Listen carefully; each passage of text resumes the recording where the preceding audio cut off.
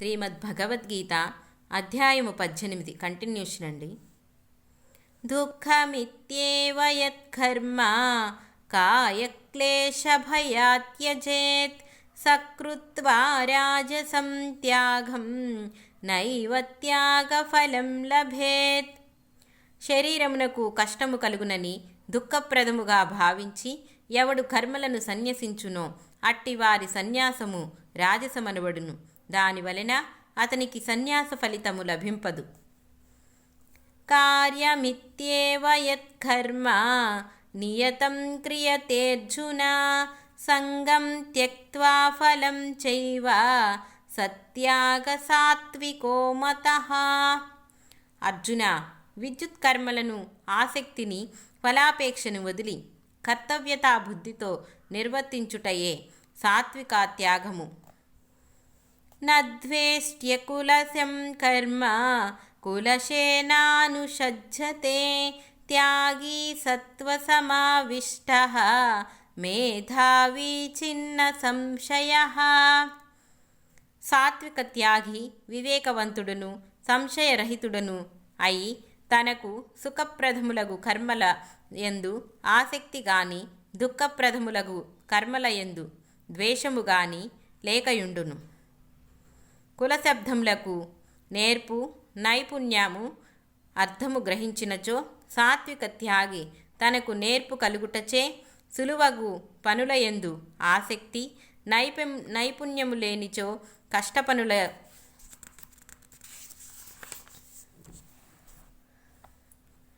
కష్టఫలములయందు అనిష్టము గాని లేకయుండుట అని చెప్పవచ్చు. అనగా అతడు రాగద్వేషములకు లోను కాక ఎప్పుడేది కర్తవ్యమగునో దానిని స్వస్థ చిత్తముతో నిర్వర్తించును. ఇంతవరకు భగవానుడు సన్యాసత్యాగ శబ్దములను నిర్వర్తించి త్రివిధ త్యాగములను గూర్చి వివరింతునని నుడివి త్రివిధ సన్యాసములను గూర్చి ఉపన్యసించినాడు. ఈ త్యాగ సన్యాసములను సాధన భేద రూపములే గాని వస్తుతత్వములో భిన్నములు కావు.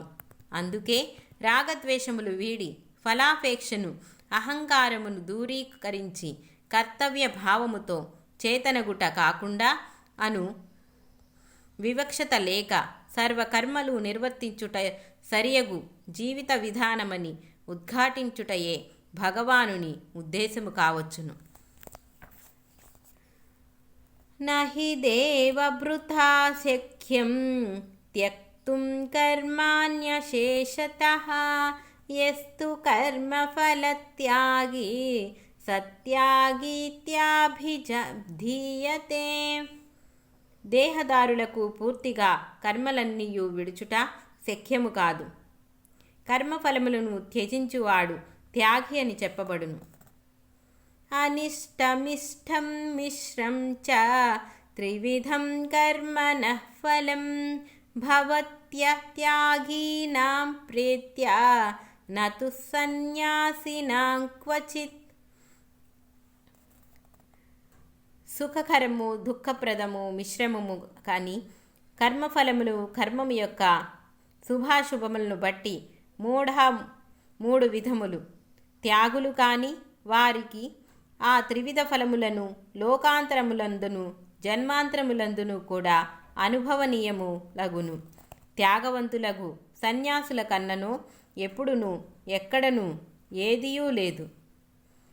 పంచైతాని మహాబాహో కారణాని నిబోధ మే సాంఖ్యే కృతాంతే ప్రోక్తాని సిద్ధయే సర్వకర్మణాం.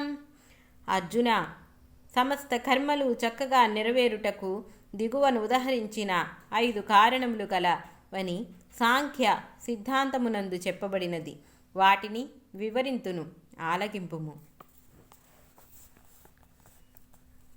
అధిష్టానాం తథా కర్మ కరణం చ పృథగ్విధం వివిధాచ్చ పృథక్త్వేష్టా చ క్వేష్టాః దైవం చైవాత్ర పంచమం.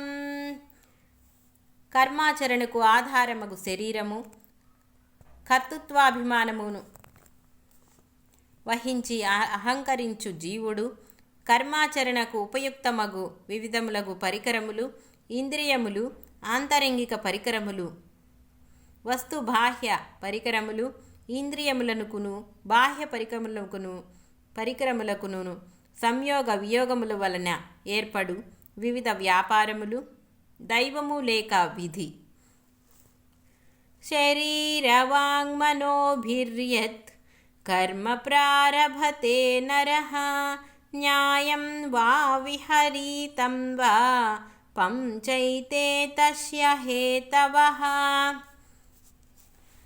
నరుడు మనోవాకాయములందును త్రికరణ శుద్ధులతో యద్ధానితోనైనను న్యాయమైనను అన్యాయమైనను ఎట్టి పని ప్రారంభించినను అది పూర్తి అగుటకు ఈ 5 కారణములు.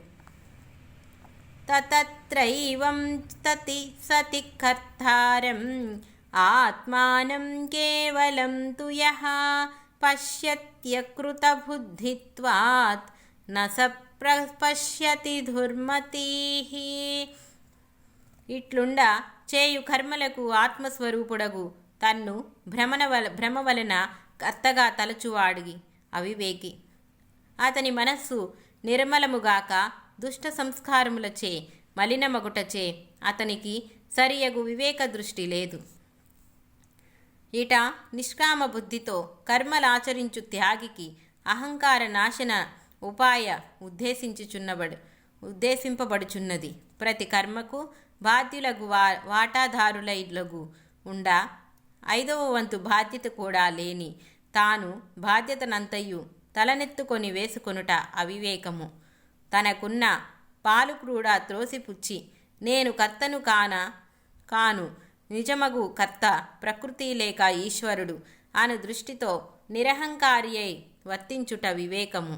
ఇదియే కర్మలే అనుకుండుట ఉపాయము. ఇచట ఉపనిషత్తులోని గడ్డిపరక కథ అనుసంధేయము.